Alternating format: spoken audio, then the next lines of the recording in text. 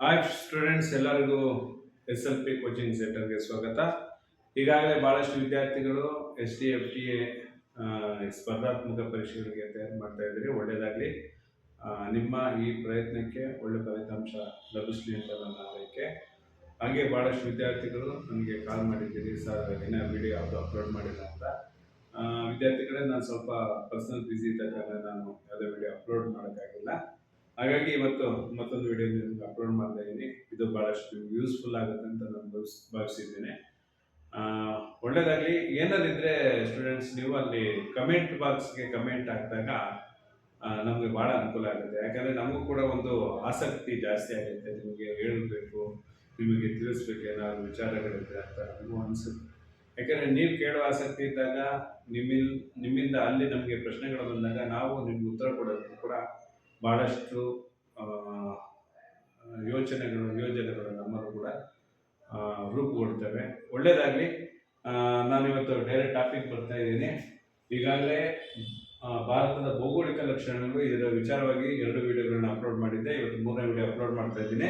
ವಿದ್ಯಾರ್ಥಿಗಳೇ, ನಿಮಗೆ ಭಾರತದ ಒಂದು ವಿಚಾರವಾಗಿ ಬಂದಾಗ ಪ್ರಪಂಚದ ಒಂದು ದಕ್ಷಿಣ ಗೋಳ, ಉತ್ತರ ಗೋಳ ಅಂತ ಏನಿದೆ, ಅದರಲ್ಲಿ ಭಾರತ ಯಾವ ಗೋಳದಲ್ಲಿದೆ ಅಂತ ನಿಮಗೆ ಮೊದಲು ತಿಳ್ಕೊಂಡಿದ್ದಾಗ ಮಾತ್ರ ನಿಮಗೆ ಒಂದು ಈ ಟಾಪಿಕ್ಗಳೆಲ್ಲ ತುಂಬ ಈಸಿಯಾಗಿ ಅರ್ಥ ಆಗುತ್ತೆ ಅಂತ ನನ್ನ ಒಂದು ಭಾವನೆ.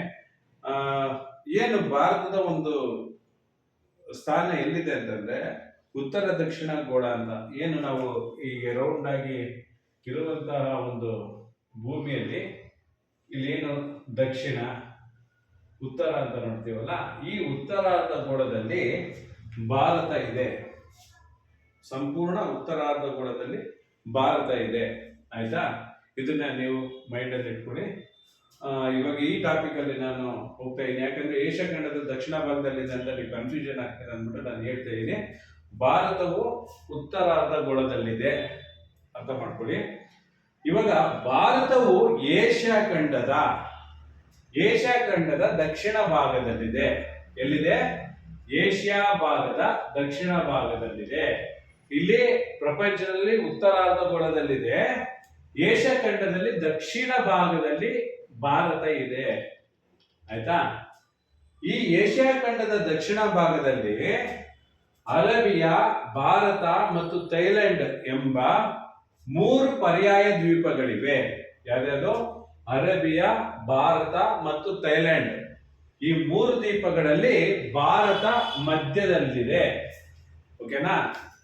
ಹಾಗಾಗಿ ಭಾರತವನ್ನು ಏಷ್ಯಾ ಖಂಡದ ಅತಿ ದೊಡ್ಡ ಪರ್ಯಾಯ ದ್ವೀಪ ಅಂತ ಕರೀತಾರೆ. ಓಕೆ, ನಿಮ್ಗೆ ಈ ಪಾಯಿಂಟ್ಗಳು ಬಹಳ ಇಂಪಾರ್ಟೆಂಟ್, ಅರ್ಥ ಮಾಡ್ಕೊಳ್ಳಿ.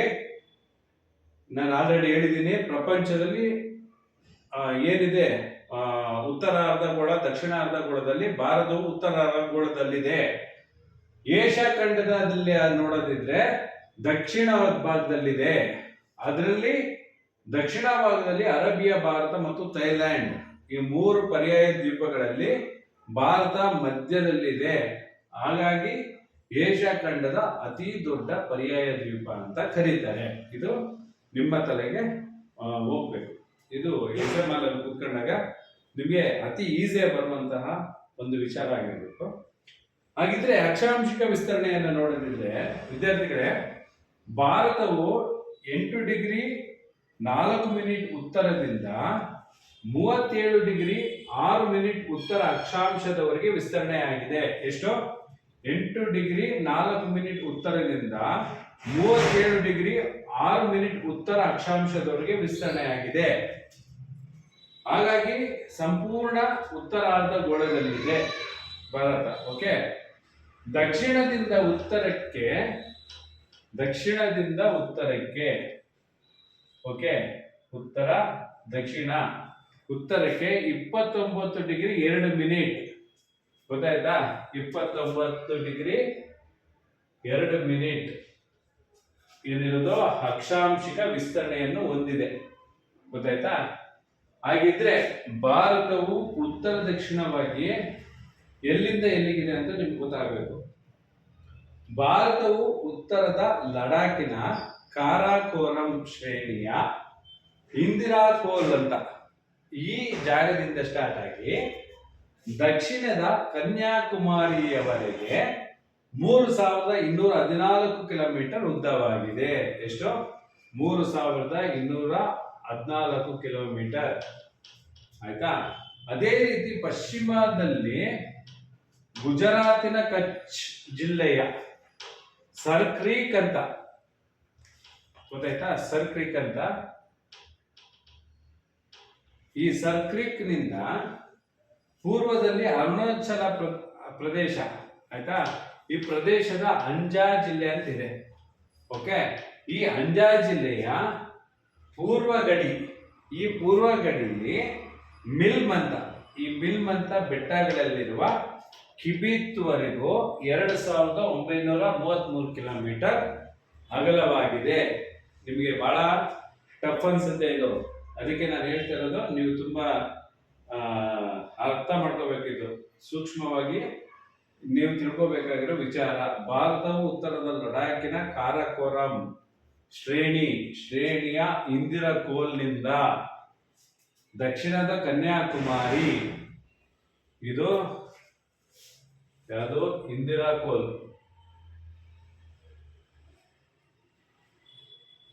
ಕನ್ಯಾಕುಮಾರಿವರೆಗೆ. ಆಯ್ತಾ? ಎಷ್ಟು? 3214 ಕಿಲೋಮೀಟರ್ ಉದ್ದ. ಆಯ್ತಾ? ಅದೇ ರೀತಿ ಉತ್ತರ ಪೂರ್ವ ಪಶ್ಚಿಮವಾಗಿ 2933. ಎಲ್ಲಿಂದ ಎಲ್ಲಿಗೆ ನೋಡಿ, ಇಲ್ಲಿ ಹೇಳ್ತಾ ಇದ್ದಾರೆ, ಗುಜರಾತಿನ ಕಚ್ ಜಿಲ್ಲೆಯ ಸರ್ ಕ್ರೀಕ್. ಆಯ್ತಾ? ಸರ್ ಕ್ರೀಕ್ ಅಂತ ಇದು ಇಲ್ಲಿಂದ ಮಿಲ್ಮ್ವರೆಗೆ. ಓಕೆ, ಈ ಮಿಲ್ಮ್ವರೆಗೆ 2933 ಕಿಲೋಮೀಟರ್ ಅಗಲವಾಗಿದೆ. ಇದರ ಮಧ್ಯೆ ಭಾರತ ಏನಿದೆ ಈ ಮಧ್ಯಭಾಗದಲ್ಲಿ ಒಂದು 23.5 ಡಿಗ್ರಿ ಉತ್ತರ ಅಕ್ಷಾಂಶ, ಅಂದರೆ ಕರ್ಕಾಟಕ ಸಂಕ್ರಾಂತಿ ವೃತ್ತ ಹಾದು ಹೋಗುತ್ತದೆ. ಆಯ್ತಾ? ಇದು ಇಲ್ಲಿಂದ ಮತ್ತೆ ಟಾಪಿಕ್ ಚೇಂಜ್ ಆಗುತ್ತೆ, ಸಮಯ ಎಲ್ಲ ಪ್ರಾರಂಭ ಆಗುತ್ತೆ. ಓಕೆನಾ? ನನಗೆ ಬೋರ್ಡ್ ಅಭಾವ ಇರೋದ್ರಿಂದ ನಾನು ಇಷ್ಟನ್ನ ಇಲ್ಲಿ ಬರೆದು ನಿಮಗೆ ತಿಳಿಸುವಂತ ಕೆಲಸ ಆಗಿದೆ. ಮತ್ತೆ ಮುಂದಿನ ವಿಡಿಯೋದಲ್ಲಿ ನಾನು ಇನ್ನಷ್ಟು ವಿಷಯವನ್ನ ನಿಮ್ಗೆ ತಿಳಿಸ್ತೀನಿ. ಅಲ್ಲಿವರೆಗೂ ಒಳ್ಳೆಯದಾಗಲಿ. ನಿಮ್ಮ ಈ ಪ್ರಯತ್ನಕ್ಕೆ ಒಳ್ಳೆ ಫಲಿತಾಂಶ ಸಿಗಲಿ. ಧನ್ಯವಾದಗಳು. ಬಾಯ್.